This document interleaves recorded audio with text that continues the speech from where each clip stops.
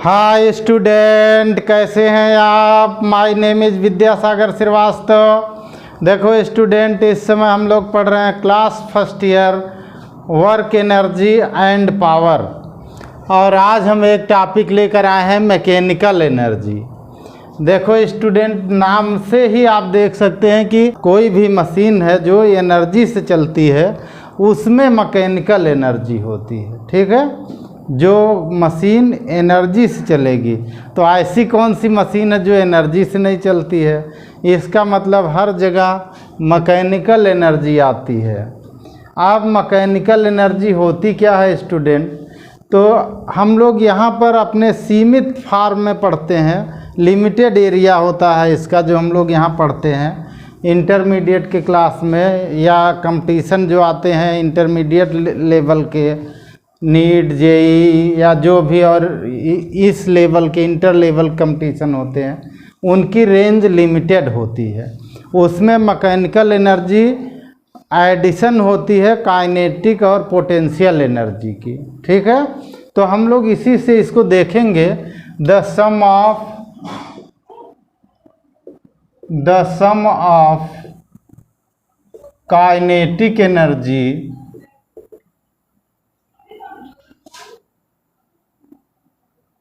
And potential energy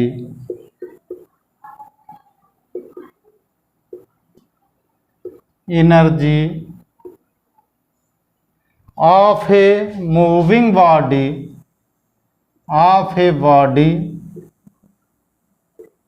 is known as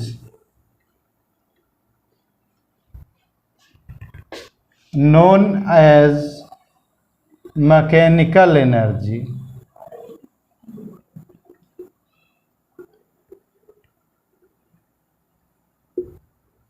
ठीक, the sum of kinetic energy and potential energy of a body is known as mechanical energy. ठीक है student, तो हमारी mechanical energy क्या होगी, kinetic और potential का सम होती है। अब इसको हम लोग ऐसे लिख सकते हैं स्टूडेंट, ई मीन्स हमारी हुई मैकेनिकल एनर्जी।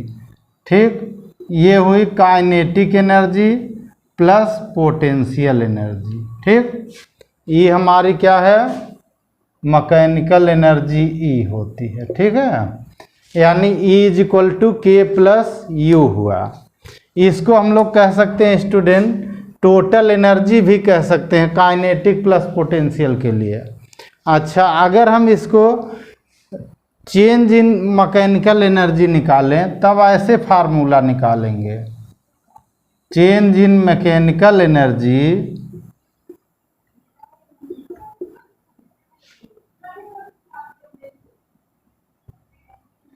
तब हमारा फार्मूला होगा delta E is equal to delta K plus delta U. यानी काइनेटिक और पोटेंशियल में जो चेंज होगा उन दोनों को हम ऐड कर लेंगे तो वो चेंज इन मैकेनिकल एनर्जी आएगी। अगर हम लोग इसको डेरिवेटिव फार्म में लिखें, ठीक, डिफरेंशियल फार्म,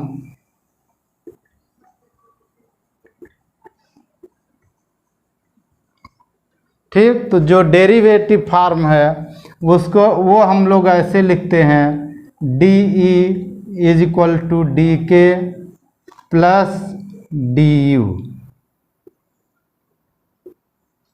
ठीक है स्टूडेंट, तो आप मैकेनिकल एनर्जी को इस फार्म में ही जानेंगे, काइनेटिक और पोटेंशियल के एडिशन के रूप में। यहाँ देखो स्टूडेंट, ये एक ऑब्जेक्ट है, सपोज कर लो ये अर्थ सरफेस पर है। यहाँ पे जब ये ऑब्जेक्ट है, ठीक, तो इसमें कौन सी एनर्जी है, ये हमारा अर्थ सरफेस हुआ।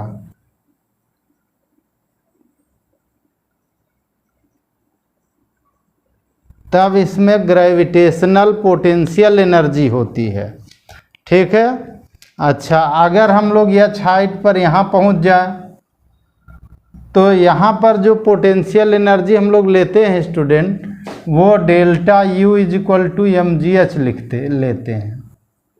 Delta U is equal to M G H लेते हैं। ठीक है, अब यहाँ पे अगर ये रुका हुआ है तो यहाँ पे वेलोसिटी जीरो हुई हमारी, यहाँ पर velocity u is equal to zero है अगर ये रेस्ट में है।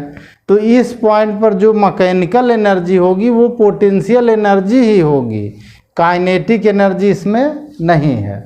अच्छा, अब यही जब इस पॉइंट पर आता है तो जस्ट आफ्टर द कोलिजन ये कोई वेलोसिटी v एक्वायर कर लेता है। तो जब v वेलोसिटी एक्वायर कर लेगा तो यहाँ पे जो काइनेटिक एनर्जी इस पॉइंट पर आएगी just before the strike on ground, ठीक। तो इसके लिए काइनेटिक एनर्जी हमारी होगी delta K is equal to half M V square होगी, ठीक। Delta K is equal to half M V square होगी। डेल्टा यू यहाँ पे क्या ले लेते हैं स्टूडेंट, जीरो ले लेते हैं हम लोग, ठीक है।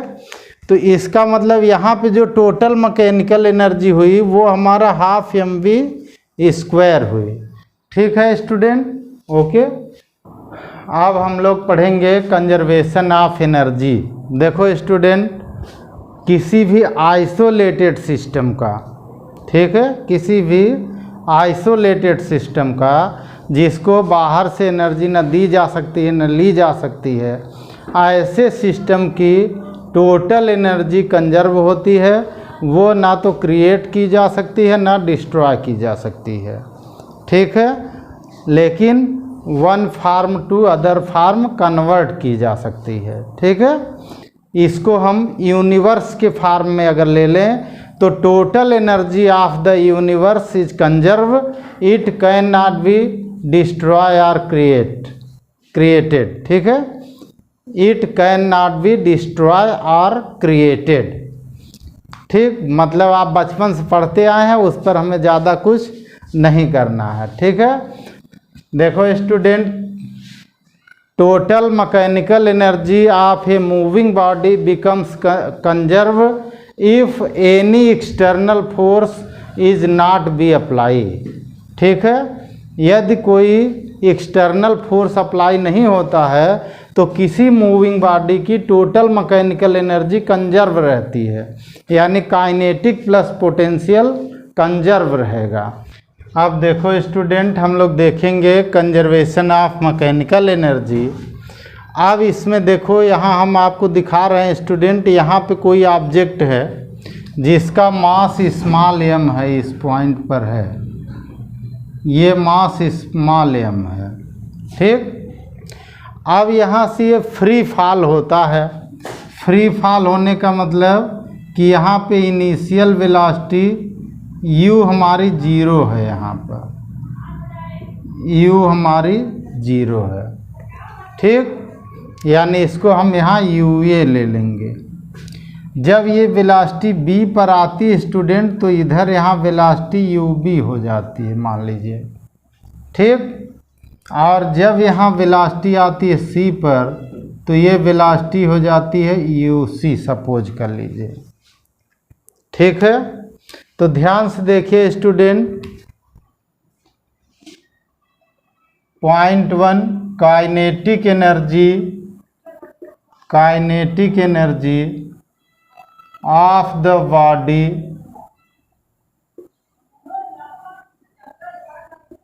एट पॉइंट ए, तो ये के ए हमारा हुआ और वेलोसिटी जीरो है यहाँ, तो काइनेटिक एनर्जी का हमारा फार्मूला होता है half M U A square, ठीक, क्योंकि u हमारा जीरो है, ठीक है। पोटेंशियल एनर्जी यानी u ए आएगा, potential energy mg capital H हुआ, ठीक। Total mechanical energy E A कितना हुआ, ठीक। Total mechanical energy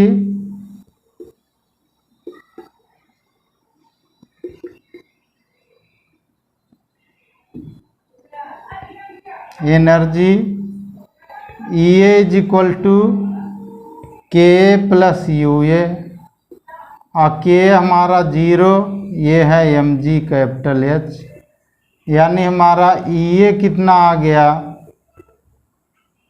mg capital H आ गया। ये इक्वेशन नंबर 1 हुआ। दूसरा पॉइंट हम लोग देखेंगे स्टूडेंट, बी, दूसरा यानी पॉइंट बी पर, at point B, at point B. Point B पर देखो स्टूडेंट, जब बॉडी यहाँ से फॉल हो रही थी, ठीक, तो यह यहाँ पर वेलोसिटी 0 थी और बी पर वेलोसिटी हो गई। तो हम लोग यहाँ from third equation of motion, third equation of motion लगा दें स्टूडेंट। तो थर्ड इक्वेशन के लिए बी पर हमें वेलोसिटी निकालनी है, तो v B square, v u B square, u ही हमने लिया, ठीक है, u B square is equal to u A square plus 2GH हुआ। ठीक, जितना ये फॉल हुआ, H हाइट फॉल होकर यहाँ आया H1, तो हम 2GH1 आ गया थर्ड इक्वेशन से। ये हमारा 0 है, यू ए यहाँ देखिए 0 दिया हुआ है, तो यू बी स्क्वायर हमारा आ गया, U B square is equal to 0 और प्लस 2GH आ गया H1। ठीक, यानी आप इसको लिख सकते हैं U B square is equal to 2GH1 हो गया। ठीक, अब यहाँ पे हमने यू बी वेलोसिटी ली है, इसलिए यू बी यूज हो रहा। तो बी पर काइनेटिक एनर्जी कितनी हुई, के बी कितना आया काइनेटिक एनर्जी, तो kinetic energy K B is equal to half M U B square हुआ, बी पर जो वेलोसिटी है।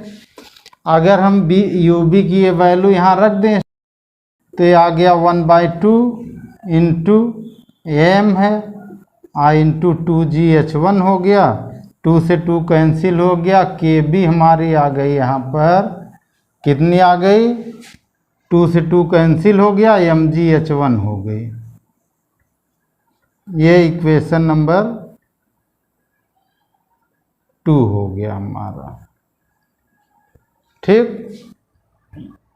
आप देखो स्टूडेंट, यहाँ पर पोटेंशियल एनर्जी कितना हुई, तो पोटेंशियल एनर्जी यू बी कितना हुई, U B is equal to M G, और नीचे से H लेते हैं, तो यहाँ तक की टोटल डिस्टेंस यहाँ से लेकर यहाँ तक की जो होगी स्टूडेंट, ये आ रही है H माइनस H1, ये इतना आ रही।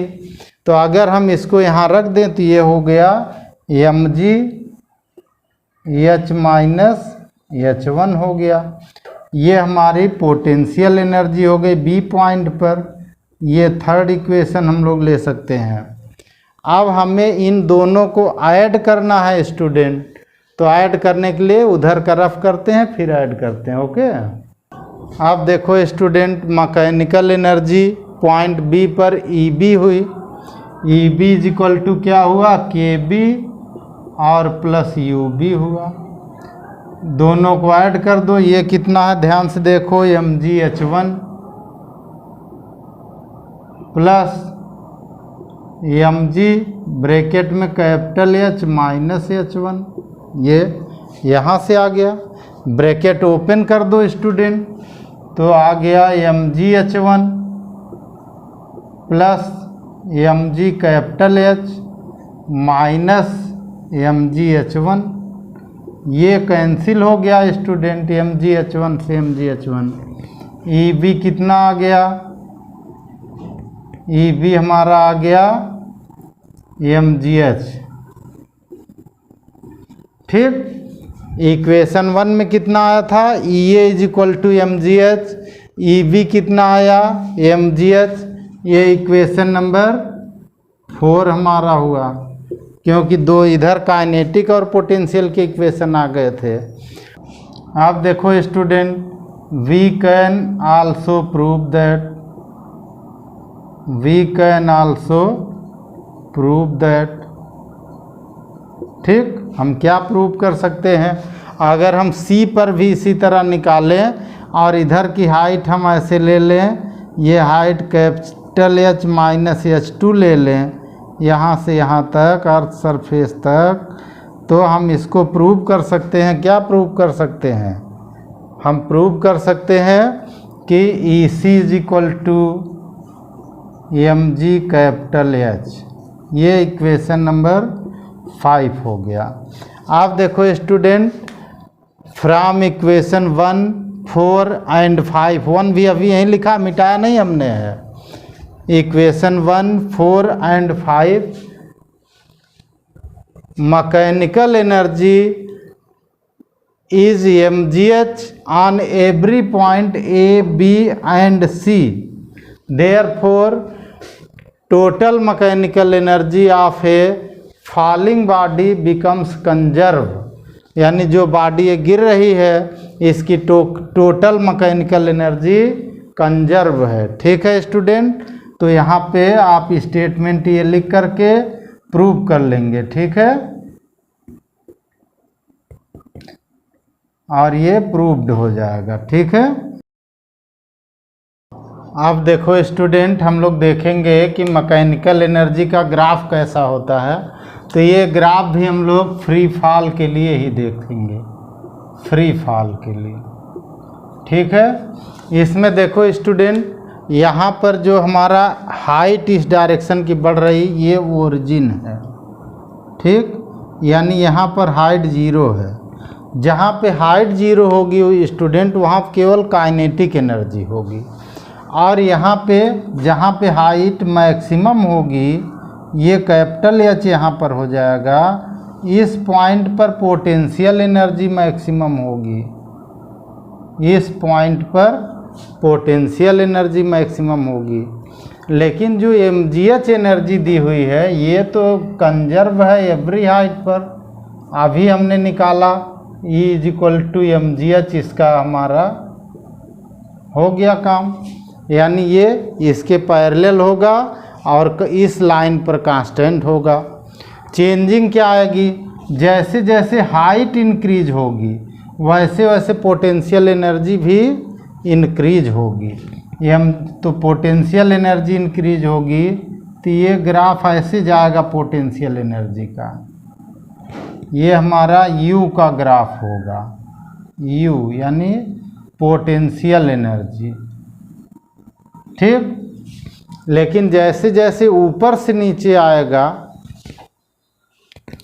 ठीक, ऊपर से नीचे आने का मतलब कि हाइट कम होगी, हाइट कम होगी वैसे वैसे काइनेटिक एनर्जी इंक्रीज होगी। ठीक, लेकिन टोटल मैकेनिकल एनर्जी ज्यों की त्यों रहेगी। और सबसे निचले पॉइंट पर जब आएगा तो ये काइनेटिक एनर्जी इस तरह से आएगी, ऐसे।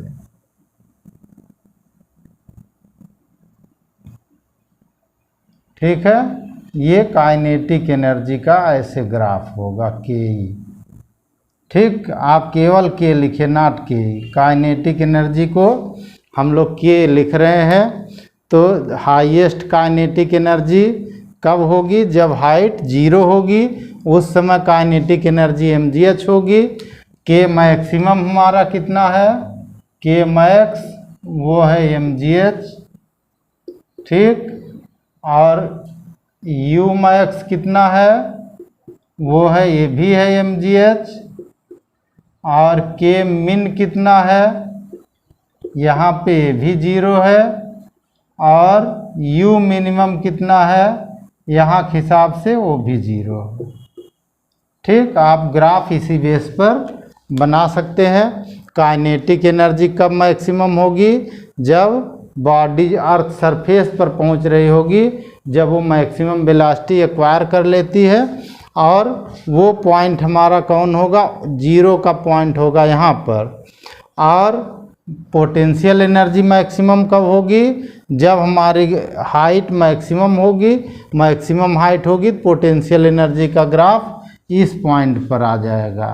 ठीक, यानी E is equal to mgh इसमें कांस्टेंट है। इस लाइन पर पोटेंशियल एनर्जी इंक्रीज होगी, इस लाइन पर काइनेटिक एनर्जी डिक्रीज होगी। ग्राफ से आप इतना क्लियर कर सकते हैं, ठीक है।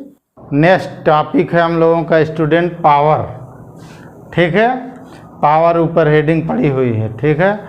हम लोग पावर को कैसे डिफाइन करते हैं स्टूडेंट?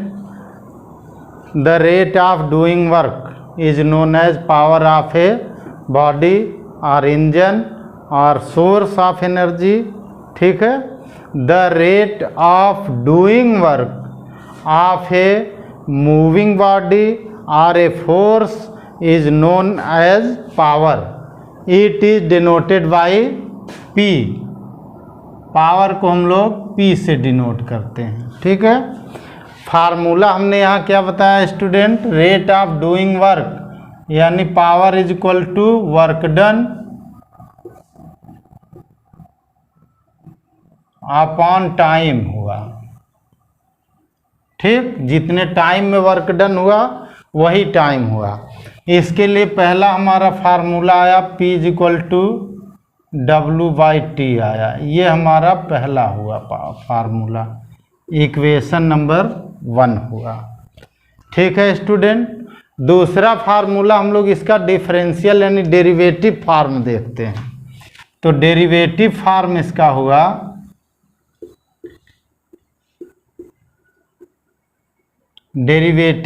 इसका हुआ P is equal to dW/dt हुआ। यानी जो पावर हमारी हो रही है वो dW/dt होती है, ठीक है। अब देखो स्टूडेंट, हम लोग देखेंगे relation between power P, force F and velocity V।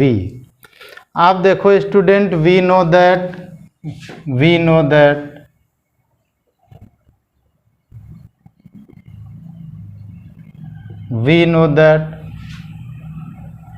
work done by a force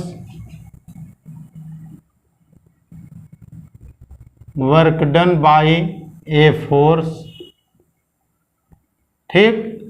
force का जो वर्क डन होता है वो होता है W is equal to vector F dot vector S होता है। S हमारा क्या है? डिस्प्लेसमेंट है, और F क्या है? फोर्स है, फोर्स इंटू डिस्प्लेसमेंट, ठीक है। Power P is equal to क्या होता है? dW/dt होता है, ठीक।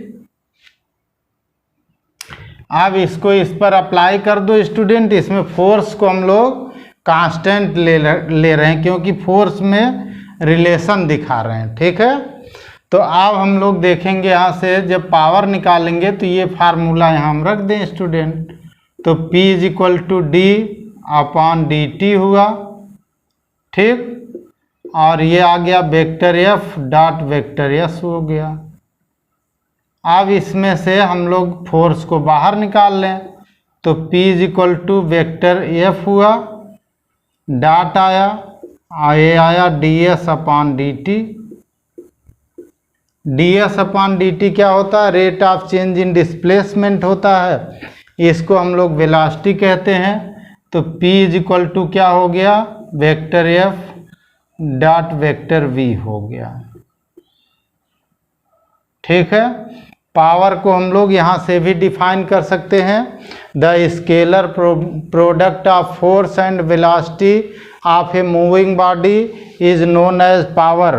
पावर को कहीं कहीं डिसिपेटेड पावर भी लिखते हैं, तो वो वर्ड वैसे ही रहेंगे, फार्मूले आप ऐसे ही यूज करेंगे, ठीक है। आप देखो स्टूडेंट, अगर हमारे F और V के बीच एंगल थीटा है, ठीक, तो हम इस फार्मूले को ऐसे लिख सकते हैं, if angle between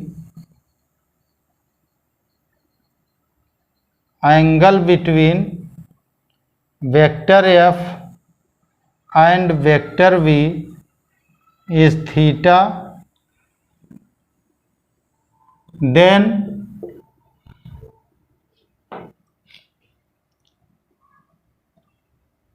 power P is equal to FV cos theta, ठीक। अब अगर इन दोनों की डायरेक्शन सेम है, अगर इनकी डायरेक्शन सेम है तो if theta is equal to 0 degree then power P is equal to F V cos 0 degree हुआ। कॉस 0 की वैल्यू 1 होती है तो P is equal to F वी हुआ। ओके स्टूडेंट, ज़्यादातर फार्मूले में हम इसका यूज करते हैं। ठीक है, अब देखो स्टूडेंट, हम लोग कुछ पावर के यूनिट देखेंगे यहाँ। Unit of power, units of power. ठीक, पावर में पहला यूनिट हम लोगों का है एसआई। एसआई यूनिट ये होता है वाट, इसको हम लोग डब्लू लिखते हैं। ठीक, दूसरा यूनिट होता है सेकेंड यूनिट, ये होता है न्यूटन मीटर पर सेकेंड। न्यूटन मीटर पर सेकेंड। ठीक, और ये वाट के इक्वल होता है, ये भी वाट के इक्वल होता है। तो इन दोनों को ही हम लोग एसआई में ले सकते हैं। ठीक है, एक और तीसरा यूनिट होता है हमारा जूल पर सेकेंड। ये पावर उस फार्मूले से आ रहा है, जूल पर सेकेंड, ये भी वाट के इक्वल होता है। यानी ये तीनों ही आप यूज कर सकते हैं एसआई यूनिट के रूप में। न्यूटन मीटर पर सेकेंड, जूल पर सेकेंड, और वाट तो है ही है, एथराइज्ड है। वाट को डब्लू से रिप्रेजेंट करते हैं। ठीक है, अब देखो स्टूडेंट, पावर की एक यूनिट और हम लोग देख सकते हैं। वो यूनिट हमारा ये यहाँ 3 है, चौथा हम लोग देख सकते हैं, वो है मिली वाट। मिली वाट को हम लोग लिखते हैं 1 मिली वाट लिखा है 10⁻³ वाट होता है। ठीक है, और हम लोग लिखते हैं 1 एम वाट, मेगा वाट इसको कहते हैं। ये 10⁻6 वाट होता है, प्लस का जो है। स्मॉल एम और कैपिटल एम का डिफरेंस आपको ध्यान रखना है। ठीक, एक होता है 1 म्यू वाट, माइक्रोवाट 10⁻⁻6 वाट होता है। ठीक, ऐसे ही छोटे यूनिटों में 1 नैनो वाट होता है। एन का मतलब नैनो हुआ, 10⁻⁻9 वाट होता है। 1 पीको वाट होता है, ये बहुत छोटी पावर वाले हैं सब। पीको वाट 10⁻⁻12 वाट होता है। ठीक, बड़े की ओर बढ़ते हैं स्टूडेंट। किलो वाट आता है 1 किलो वाट, ये 10⁻³ वाट होता है। ठीक, 1 हॉर्स पावर होता है, एचपी हॉर्स पावर 746 वाट होता है। ठीक, मेगावाट हमने बता दिया। एक गीगावाट होता है, वो GW लिखते हैं, ये 10⁻⁻9 वाट होता है।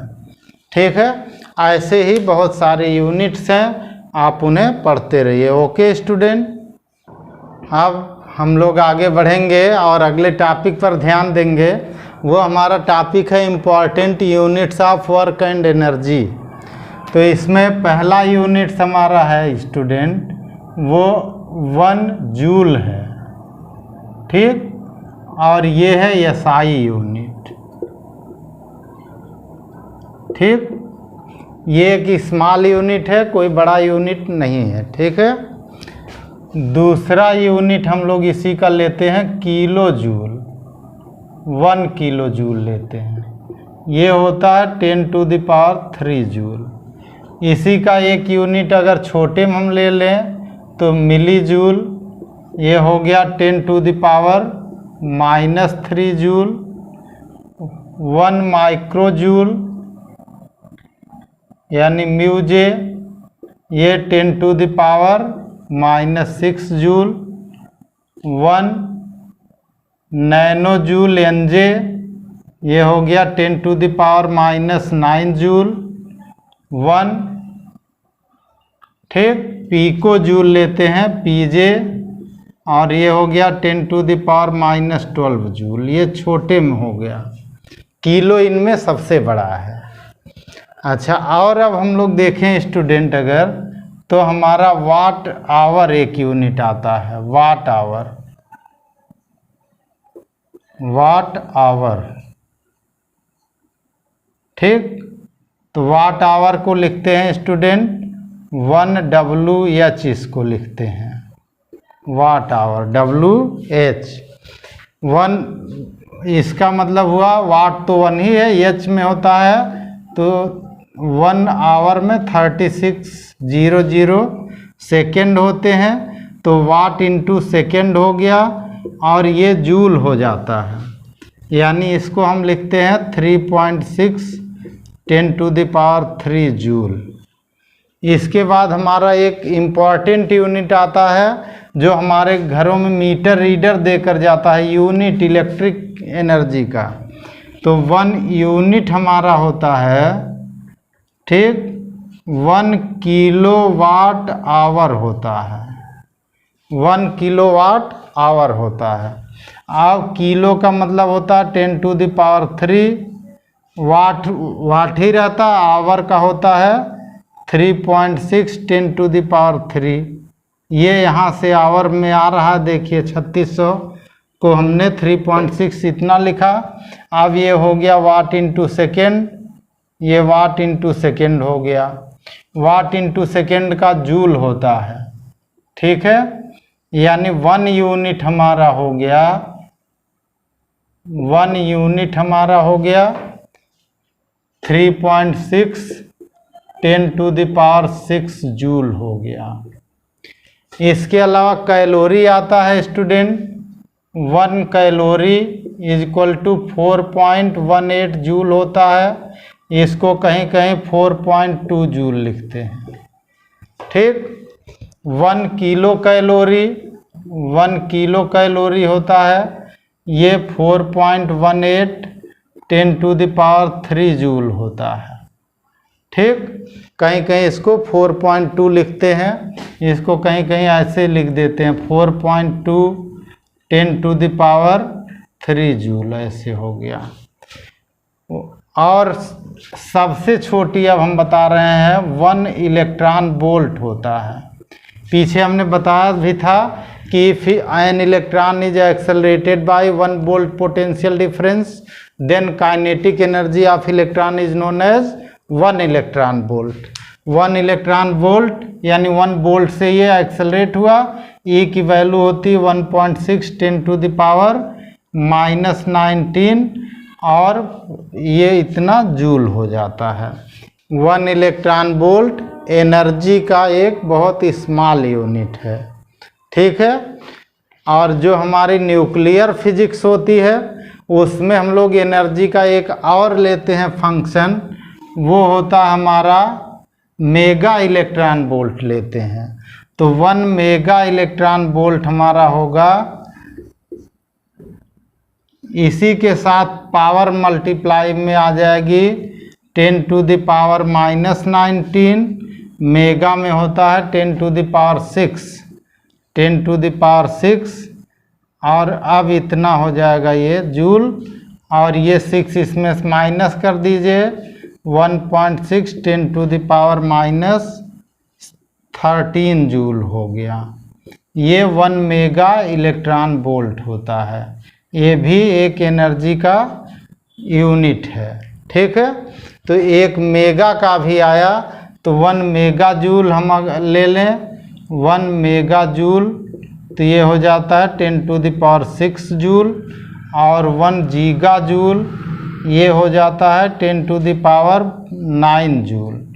ये सभी एनर्जी के फेमस यूनिट हैं, आप इन सबको लर्न करिए स्टूडेंट।